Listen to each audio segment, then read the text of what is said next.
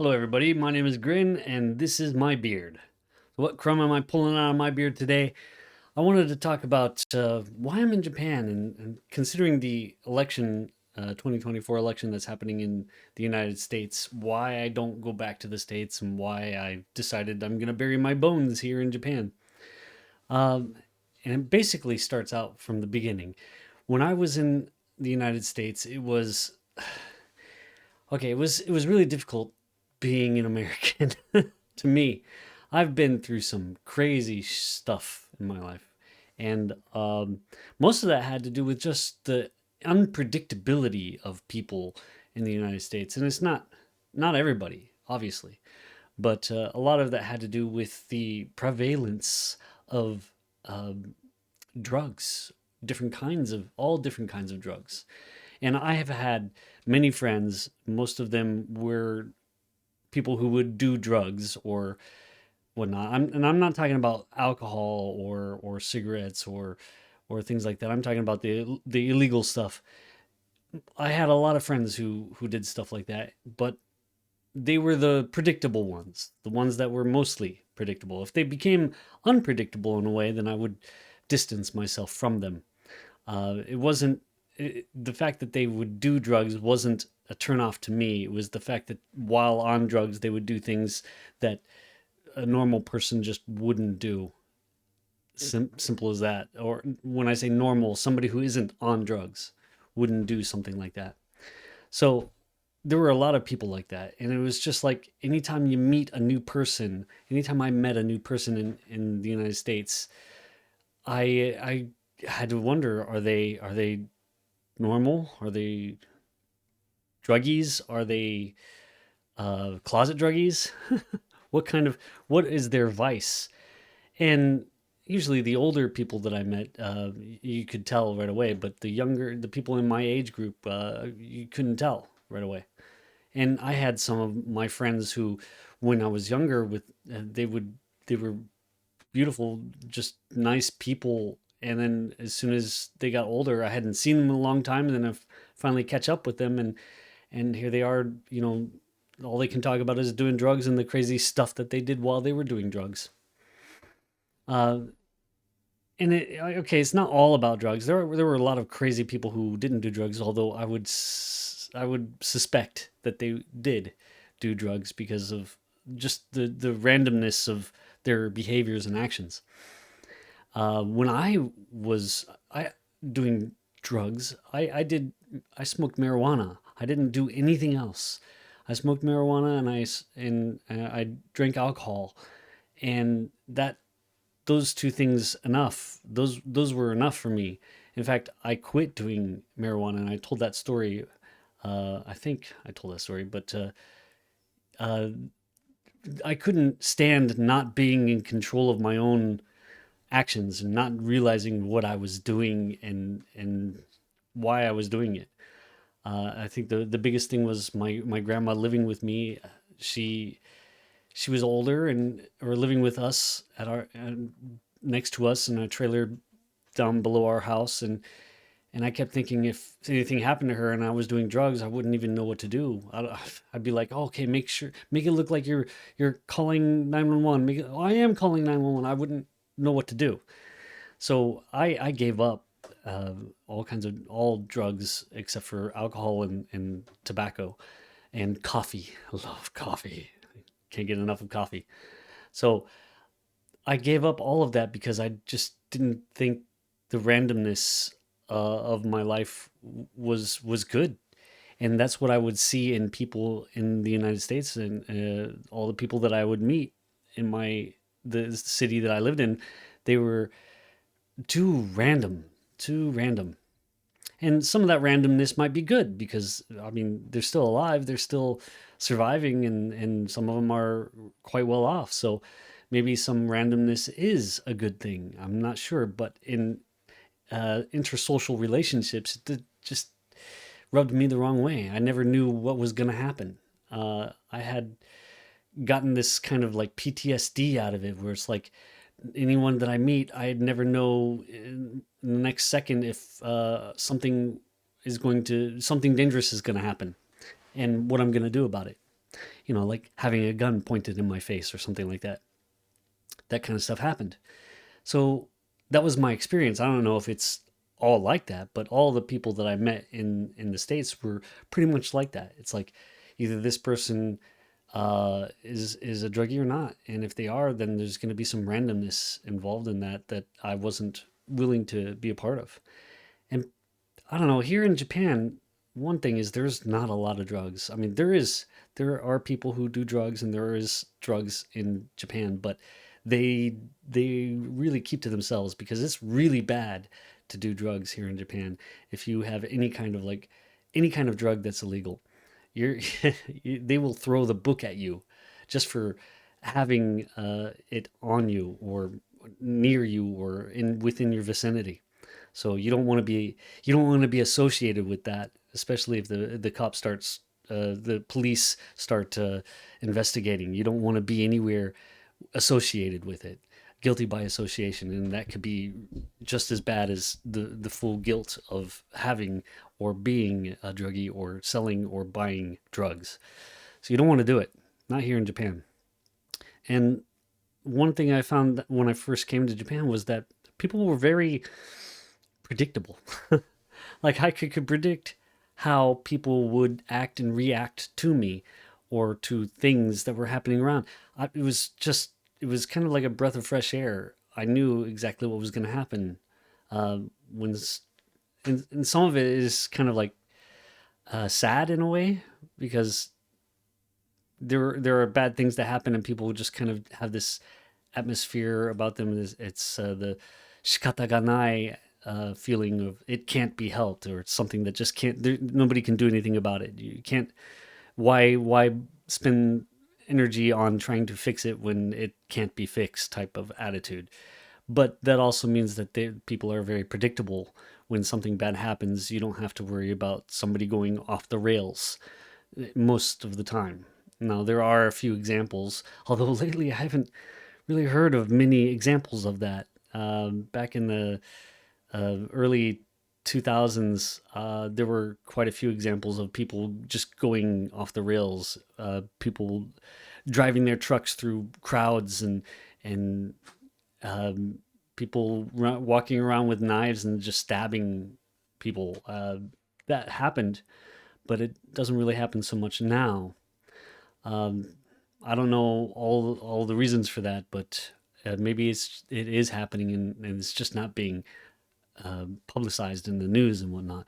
But people are very predictable here. I know when I meet someone new, I don't have to worry about what kind of crazy outburst might just suddenly happen.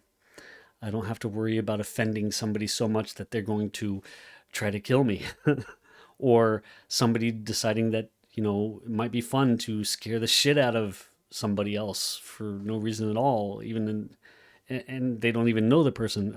I don't know. That kind of stuff happened a lot in the United States, at least with the people who were around me. I couldn't find people who weren't like that in my area. Doesn't mean they didn't exist. Maybe they just were better at hiding and staying away from people like me, who was hanging around people like that because I didn't think I had a choice. So when I came to Japan, it was completely different from what I grew up with in the United States. I could go somewhere and not worry about that craziness aspect. And I'm not saying that uh, people from America are like violent or anything like that. It's just that there's this unpredictability that can escalate things in a way that doesn't happen in Japan. I mean, think of all the escalation problems of police and whatnot. I mean, a lot of these police officers, they feel like they have to escalate because if they don't, they might get shot. Because if the police don't escalate, maybe the other person will escalate. It's scary. It is very scary. So here in Japan, it's not. You don't have to. I feel very safe here. I don't know if that's a good thing or a bad thing. I feel safe. People don't really even lock their doors here, or their cars. Nobody steals cars. Nobody breaks into cars. I'm sure that it happens every now and then, but even if something like that happens, I know that what the response would be. It would be shikata ga nai. It can't be helped.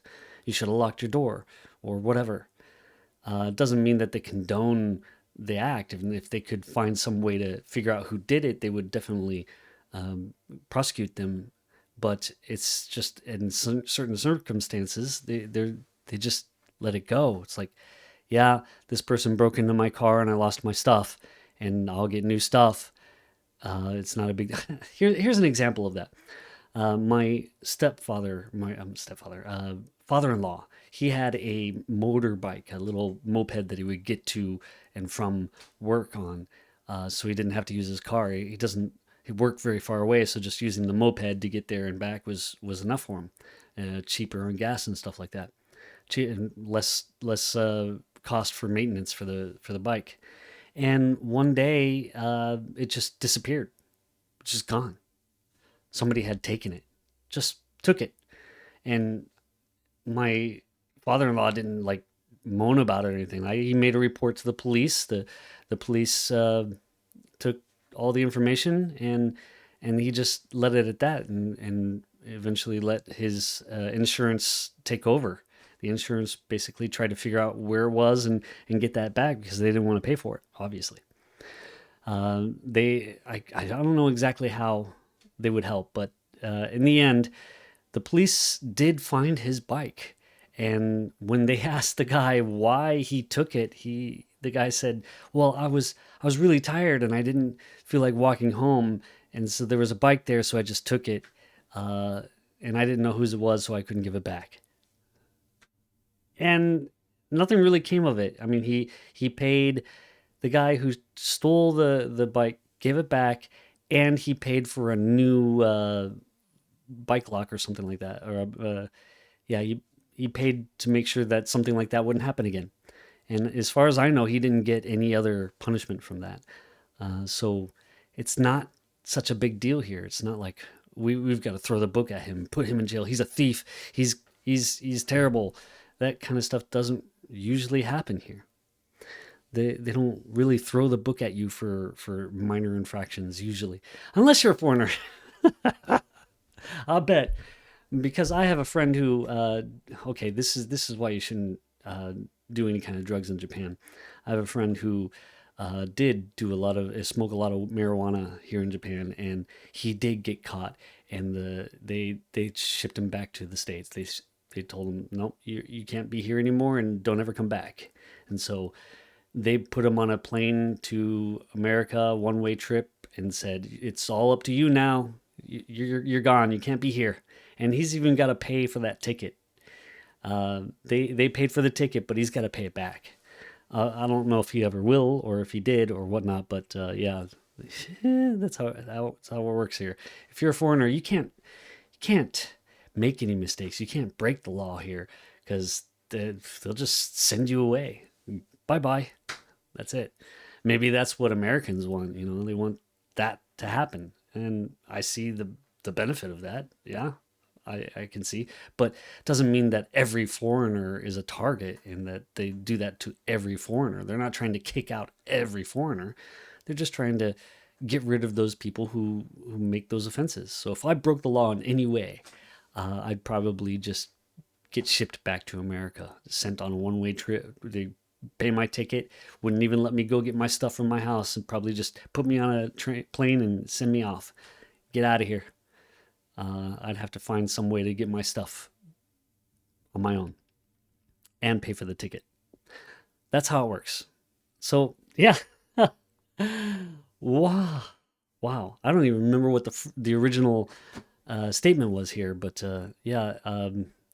Why am I still in Japan? Why don't I go back to the States? I feel like I'm more comfortable here than where I was in the States. I don't have the randomness of people and escalating emotions getting to me. Now, when I was in the States, also I'm pretty stupid. So when it comes to like social interactions and stuff like that, I didn't really understand why people would be so random and whatnot. Now I've studied, I've learned more psychology, and I understand why people do the things they do. And the few times I've gone back to the United States, it's been fantastic. I mean, American people are just so friendly and willing to be friendly to random people just on the street. Random person, you say, "Hey, how's it going?" or "Good evening," or something like that, and they'll say it back. Here in Japan, you don't get that. People are just kind of like dead focused on what they're doing, and you don't really meet new people unless you've got friends who have friends and they introduce you, or you go to a place like a bar or a snack or an izakaya or something like that, and there are people there who are already drunk, and so they're willing to open up and meet other people. Those are the only times that that really happens. You don't really see people becoming friends at the convenience store that they just met. It might happen, but it certainly doesn't happen as much as it does in the States. I can't tell you how many times I went to some random place, met some random person, and became friends with them when I was in the States. It happened a lot. You never know. You might just end up meeting somebody, your next best friend at the laundromat. It happens. But here in Japan, no. No, you go to the laundromat. If you talk to anybody, it's like they get really nervous. I guess it's like the introverted country. But everybody here in Japan is in an island and they're stuck here. We're all here together. We can't leave. There's nowhere you can go. So if you make a mistake, it's gonna get around. So uh, yeah, there's a reason why they're the way they are, and why they keep themselves, and why they try not to cause any trouble outside of their internal influence, because they don't want to be the nail that sticks out and gets hammered. Because where are they going to go? There's nowhere you can go. You can go from one side of the island to the other, but your reputation will probably precede you.